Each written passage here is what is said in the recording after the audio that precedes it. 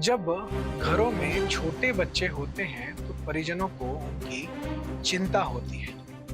बच्चे घर में खेलते हैं, बाहर खेलते हैं, तो उन पर भी माता पिता की नजर बनी रहती है। आम शहरों गांवों में यह चिंता होती है कि बच्चे को कोई चोट ना लग जाए या कहीं गिर ना जाए। लेकिन क्या आपके शहर या गांव में आपको कभी यह लगा कि आपका 10-12 वर्ष का बच्चा यदि बाहर खेल रहा है तो वह किसी विस्फोटक की चपेट में आ जाएगा? कभी यह लगा कि आपकी पत्नी घर के काम से बाहर निकली है तो केवल जमीन में पैर रखने के कारण उसकी मौत हो जाएगी? या कभी यह लगा कि आपका बेटा कभी खेतों में जा रहा है तो उस पर बम फट जाएगा? आमतौर पर आपका उत्तर होगा नहीं। मन में प्रश्न भी उठेगा कि ऐसे कैसे हो सकता है, हम सीरिया या इराक में तो नहीं रहते हैं। लेकिन बस्तर के कई गांवों की यह सच्चाई है। बस्तर में कम्युनिस्ट आतंकवाद की यही सच्चाई है। बस्तर के नक्सलवाद की यही सच्चाई है। आइए समझते हैं बस्तर के माताओं को दर्द, देखते हैं उनके आंसुओं को और महसूस करते हैं उनकी विवशता को। नमस्कार, मैं हूं शुभम उपाध्याय और आप देख रहे हैं द नैरेटिव।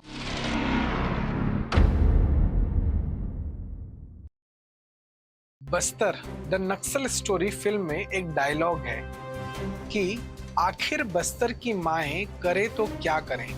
दरअसल यह केवल एक डायलॉग नहीं है, यह बस्तर की सच्चाई है।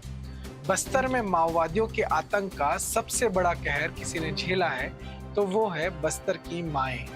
इसका सबसे ताजा उदाहरण है बीजापुर में हुआ आईईडी विस्फोट। बीते सोमवार अर्थात 13 मई को माओवादियों के द्वारा लगाए गए विस्फोट की चपेट में आने से 2 मासूम बच्चों की मौत हो गई। दोनों बच्चे खेत में खेल रहे थे।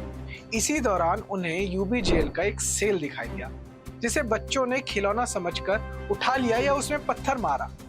इसमें विस्फोट होने के बाद दोनों बच्चों की जान चली गई। दोनों बच्चे बीजापुर के एक छोटे से गांव बोड़गा में रहते थे।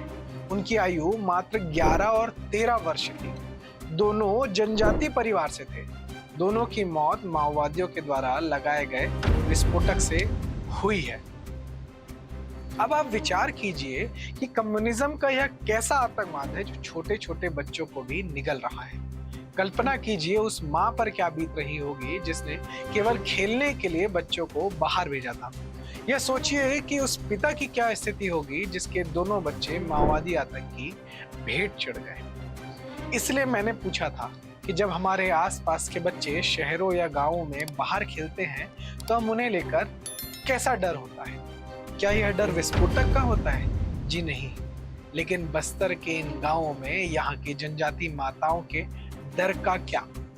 इनके डर की आवाज को कब जगह मिलेगी? इन माताओं को कब न्याय मिलेगा? बस्तर के सुदूर जंगलों के भीतर जनजाति परिवार के 2 छोटे बच्चे, जिन्होंने अभी दुनिया ठीक से देखी भी नहीं थी, वो बच्चे जो कम्युनिज्म, फासिज्म और पूंजीवाद जैसे विदेशी धारणाओं को जानते भी नहीं हैं, वो बच्चे जो मार्क्स, लेनिन और माओ को भी नहीं जानते, वो बच्चे तो केवल मिट्टियों में खेलने के लिए खेतों में गए थे। वो केवल अपनी आयु के अनुसार आपस में खेल कूद कर रहे थे। उनकी माँ भी घर में निश्चित होकर उनका इंतजार कर रही थी। पिता उनके लिए परिश्रम कर रहे थे। लेकिन इन कम्युनिस्टों ने उन 2 खेलते कूदते बच्चों से उनकी जिंदगी छीन ली। माता पिता से उनकी उम्मीद, उनका प्रेम, उनका भविष्य छीन लिया। जब उस माँ ने अपने ही छोटे छोटे बच्चों के बिखरे हुए टुकड़ों को देखा होगा, जब उस पिता ने अपने ही बच्चों के टुकड़ों को समेटा होगा, तब क्या उनके हाथ कांपे नहीं होंगे? क्या कम्युनिज्म की क्रांति बस्तर के ऐसे ही छोटे छोटे जनजाति बच्चों के रक्त से आएगी?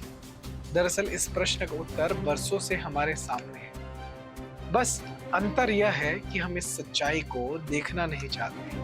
इसकी सच्चाई यही है कि बस्तर में कम्युनिस्टों के इस माओवादी आतंक ने बरसों से माओ की गोद सुनी की है, पिताओं का सहारा छीना है, महिलाओं को विधवा किया है और बच्चों को अनाथ किया है। यही बस्तर के लाल आतंक की सच्चाई है।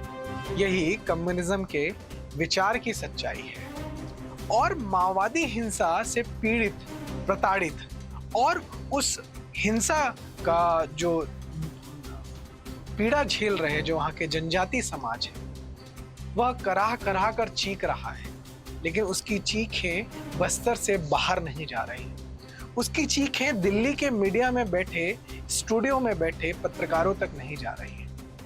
उनकी चीखें तो बस्तर के पत्रकारों तक भी नहीं जा रही हैं, क्योंकि बस्तर के पत्रकार सोशल मीडिया में लिख रहे हैं कि ये जो विस्फोटक था वो पुलिस का था, वो नक्सलियों का नहीं था, वो उन कम्युनिस्ट आतंकियों का नहीं था।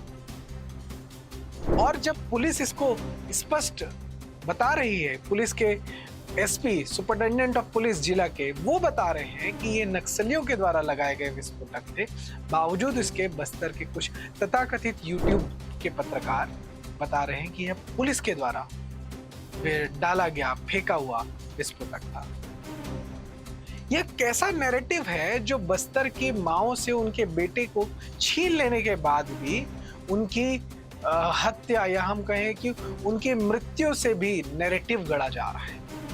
ये कैसा नैरेटिव है जो कहीं ना कहीं उस खेल का एक बड़ा हिस्सा दिखता है, जिसके तहत ये चाहते हैं कि नक्सलियों पर जो अभियान चल रहे हैं, जो आक्रामक कार्रवाइयां हो रही है, वो रुक जाए। क्या छोटे बच्चों की जान लेने से इन कार्रवाइयों को रोका जाएगा? ये कैसा नैरेटिव है? बस्तर की माओ को कौन समझेगा? उन माओ की पीड़ा को कौन समझेगा?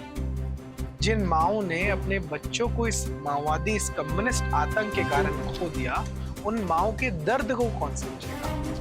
क्या वो दो छोटे बच्चे अपनी जिंदगी जीते और कुछ बेहतर करते तो वो भारत का भविष्य बना सकते थे, वो बस्तर का भविष्य बना सकते थे। ऐसे हजारों, सैकड़ों, हजारों बच्चों को इस कम्युनिस्ट आतंक ने लील लिया है।